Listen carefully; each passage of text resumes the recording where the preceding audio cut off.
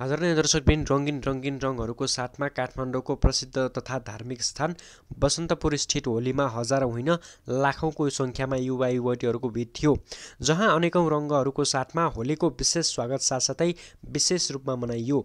तर पनि दर्शकबिन, हजारौँको सङ्ख्यामा उपस्थित भएका युवा युवतीहरू होलीको सङ्गीतमय गुन्जयमान आवाज सँगसँगै राजाप्रति नारा जुलुस रहेका थिए।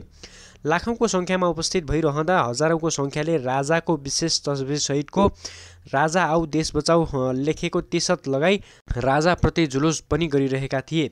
लाखौँ युवाहरूको भिड भइरहँदा बसन्तपुर वरपरका सडकहरू कैयौँ रङहरूले रङ्गिएका थिए भने सडककामा खुट्टा टेक्न सक्ने अवस्था थिएन, जो राजाको पक्षमा नारा जुलुस लगाइरहेका थिए। उसो त उक्त होली विशेषको अवस्थामा उक्त भिडमा झडपको अवस्था समेत सिर्जना भएको थियो। होली विशेष पर्व भए तापनि कतिपय अवस्थामा संयमता र सचेत नहुँदा यस्ता झडपहरू वर्षेनी रूपमा हुने गर्दछन्। उक्त झडपमा परि एक युवाको गम्भीर घाइते समेत भएका थिए। दर्शकबिन, बसन्तपुरलाई होली विशेषका लागि विशेष स्थानको रूपमा हेर्ने गरिन्छ।